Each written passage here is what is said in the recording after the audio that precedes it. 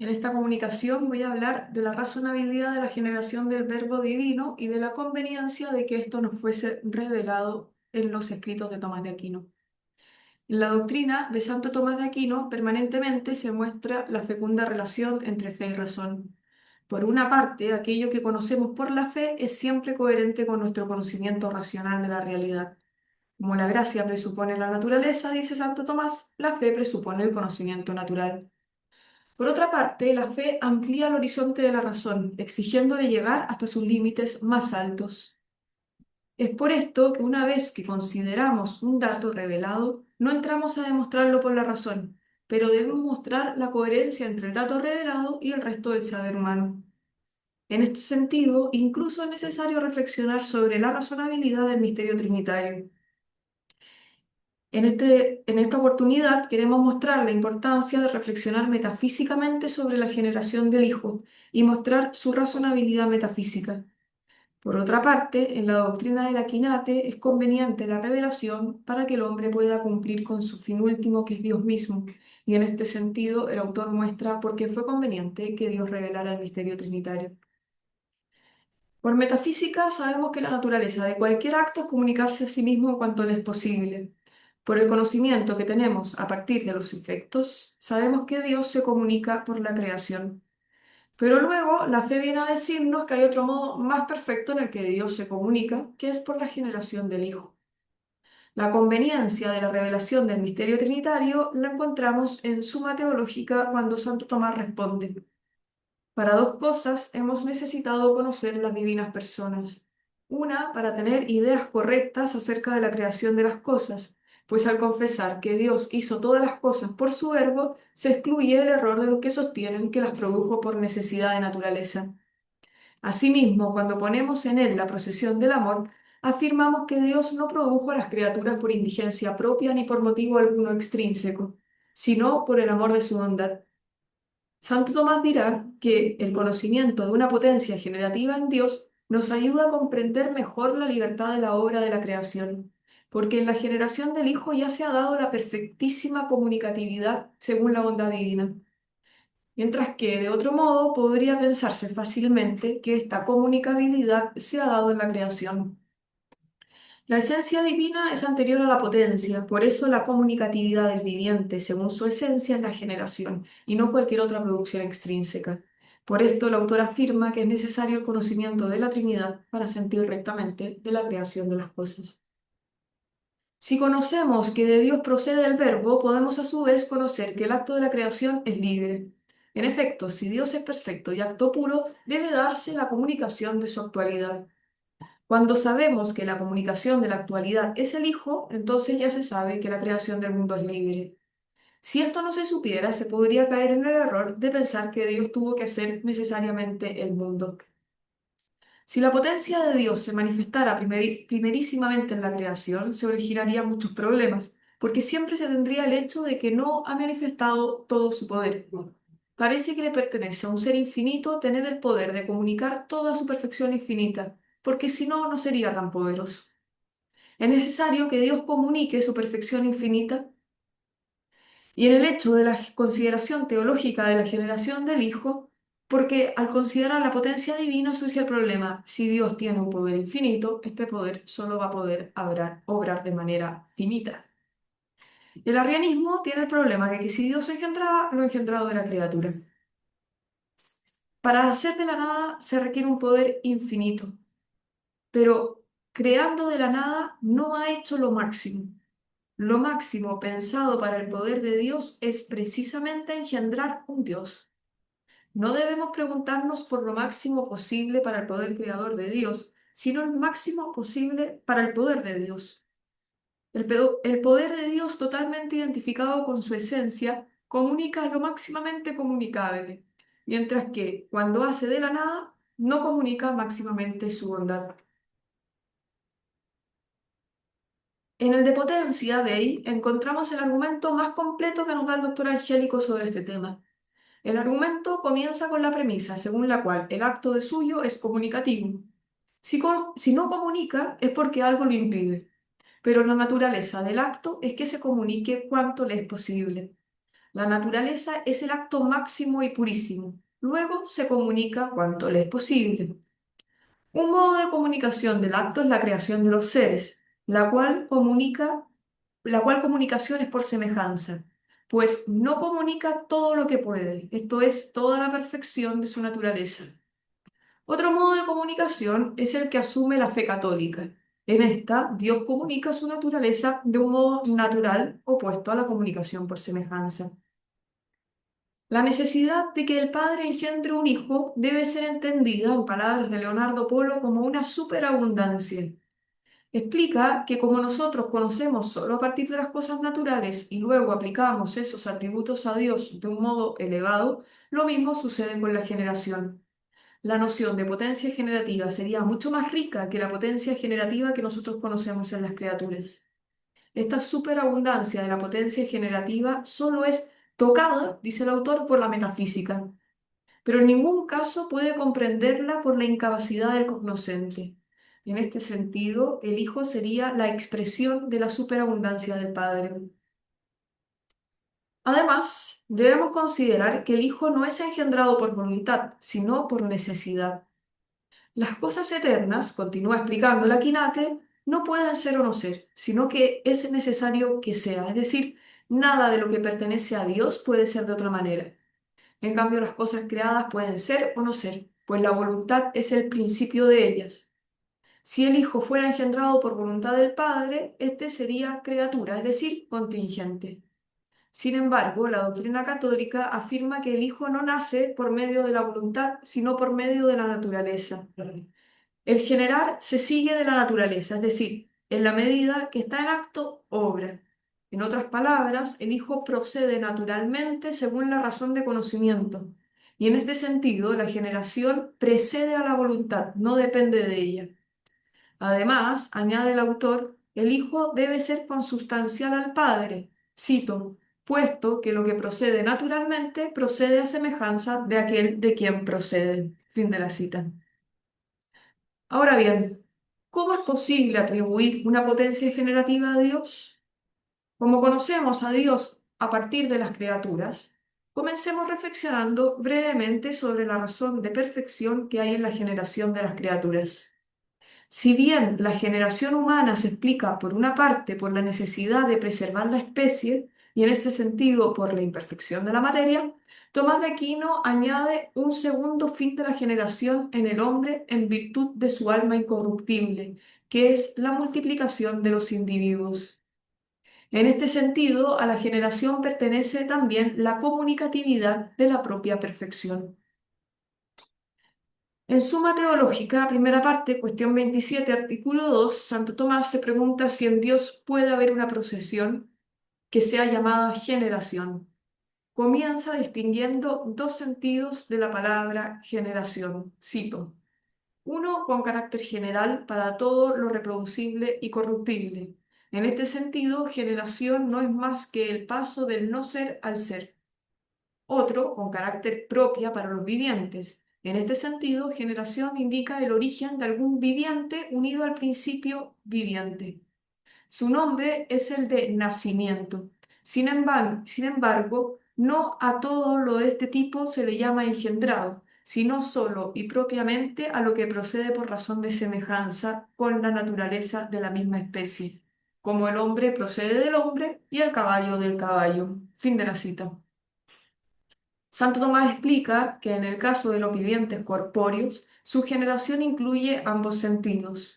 Esto es, el sentido general de paso de la potencia al acto y el sentido propio en cuanto a originarse un viviente de otro viviente.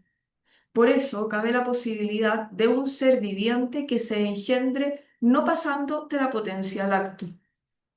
Dicho de otra manera, la generación es la comunicación propia del viviente como viviente, es decir, el ser que participa de la vida comunica naturalmente su propia perfección por vía de generación. Pero si el viviente es imperfecto, entonces la generación también incluirá el paso del no ser al ser. Tomás continúa explicando que para que exista generación en los vivientes se requiere que proceda por razón de semejanza con la naturaleza de la misma especie. Lo propio de la generación del viviente es la comunicación de la propia perfección, y en los seres imperfectos esta comunicación se da sobre una materia, pero la noción misma de generación no incluye que sea material. Otro argumento en favor de la perfección de la generación humana la encontramos en Suma Teológica, cuestión 93, artículo 3, donde se refiere a ella como un motivo de semejanza de los hombres con Dios. Se pregunta Santo Tomás si la imagen de Dios está más en el hombre o en los ángeles. El autor explica que la imagen de Dios se da en el hombre en un doble sentido, a saber, por la naturaleza intelectual y, cito, en cuanto que en el hombre se da cierta imitación de Dios, ya que hombre procede de hombre como Dios de Dios. Fin de la cita. Es decir, solo el hombre, por ser una sustancia corpóreo espiritual, genera hombres. De esta manera, los hombres serían incluso más semejantes a Dios que los mismos ángeles. Este texto nos da luz acerca de la noción de generación, pues Tomás está poniendo la imagen de Dios en la comunicación de la naturaleza. Esta idea de semejanza nos lleva a pensar que tiene que haber una razón de perfección en la generación y que es aquello primero por lo que el hombre engendra. El hombre genera, por una parte, en virtud de una imperfección relacionada con su ser corporal y naturalmente corruptible, que es la necesidad de preservar la especie. Pero en virtud del alma le compete la generación por la tendencia de la naturaleza a difundir el bien y en este caso a multiplicar los individuos. Por tanto, aunque la potencia generativa en las criaturas supone una cierta imperfección, de suyo ella misma no es una imperfección. De este modo deja claro que la generación dice razón de perfección y que por tanto puede ser atribuida a Dios. Volviendo a la potencia generativa, tenemos que el acto comunica en cuanto le es posible. Esto nos abre la pregunta, ¿cuánto le es posible comunicar a Dios? Nosotros, por la mera razón natural, solo conocemos la comunicación por semejanza, esto es, la creación. Pero la fe pone en Dios una comunicación ya no por semejanza, sino natural. Esta última corresponde más plenamente a la comunicatividad propia del acto. Ahora bien, la comunicación de la naturaleza divina no puede hacerse algo distinto, porque en Dios su esencia y su ser se identifican. Aquello mismo que es Dios es también por lo que subsiste.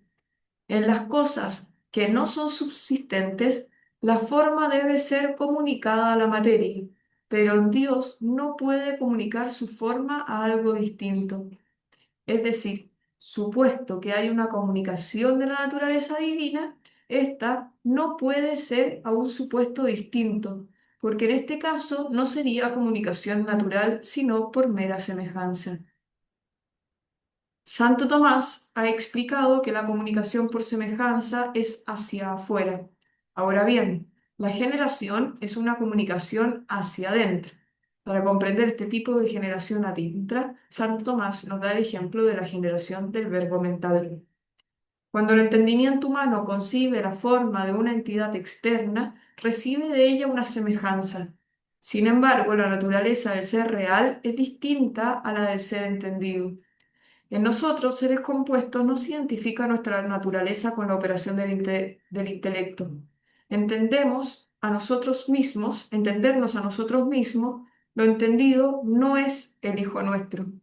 Por lo tanto, el verbo engendrado por las criaturas racionales es semejante de él mismo, pero en ningún caso engendra algo de su misma naturaleza. El ejemplo concluye definiendo el concepto de generación. Cito, si se comunica la naturaleza, se dice que engendra. Fin de la cita. En esta frase está implícito que la generación de suyo es comunicación de naturaleza. Retomando lo que hasta ahora nos ha dicho el doctor común, tenemos la siguiente articulación del argumento. En primer lugar, la naturaleza de cualquier acto es comunicarse a sí mismo cuanto le es posible. La fe católica pone en Dios otro modo de comunicación que no es por semejanza, sino por naturaleza. Asumiendo esto, la comunicación de la naturaleza por modo natural es generación. Ahora debemos preguntarnos cómo puede darse en Dios una comunicación por generación. Tomás ya ha aclarado que si ponemos esta potencia en Dios, esta comunicación no puede hacerse a algo distinto. No requiere una materia en la que se recibe. No puede ser dando a participar del ser, pues sería por semejanza. Una vez señaladas las exigencias de esta comunicación, nos ha presentado el caso de la emanación intelectual, a la que, comparada cuando nos conocemos a nosotros mismos, considera un ejemplo congruente de lo que pasa en la generación divina. Explica que como somos seres finitos y nuestra esencia no es entender, cuando nos conocemos a nosotros mismos, una cosa es nuestro ser y otra el verbo sobre nosotros mismos. Entonces, como en los seres racionales, una cosa es su ser y otra la potencia intelectual, cuando este ser se entiende a sí mismo, no comunica su naturaleza. Es decir, no podemos decir que engendre por vía intelectual. En síntesis, las criaturas racionales no pueden comunicar su naturaleza por vía intelectual, porque su potencia se distingue de su naturaleza.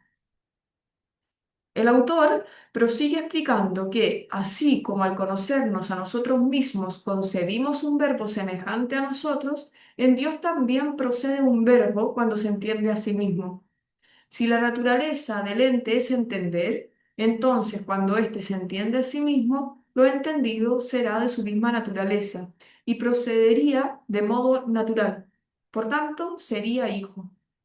Tomás se esfuerza en señalar que, para hablar de generación, debemos dejar a salvo que se trata de un obrar en que la naturaleza comunica naturalmente. Para explicar esto, ha tomado el camino del entendimiento, pues en Dios su naturaleza se identifica con el entender. Santo Tomás concluye afirmando que en Dios, cito, la comunicación se hace por modo inteligible, es también según un modo natural que se puede llamar generación. Fin de la cita. Siguiendo a San Agustín, Santo Tomás entiende la procesión de la segunda persona como una analogía de la locución mental que pronuncia una palabra, y así afirma que por la misma razón se dice verbo e hijo.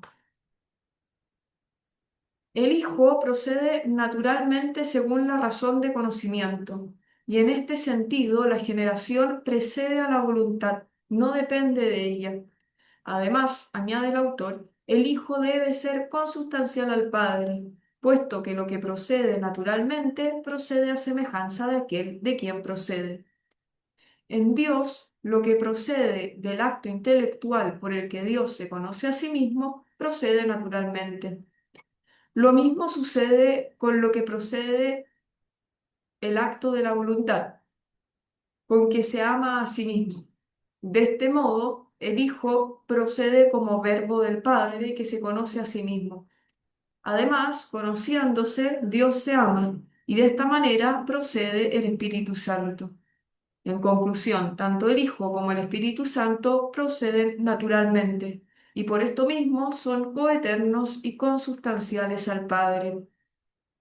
Si bien estas pocas páginas no alcanzan para hacernos cargo del problema sobre cómo se puede atribuir racionalmente una potencia generativa en Dios, hemos querido mostrar algunas problemáticas y luces sobre el tema.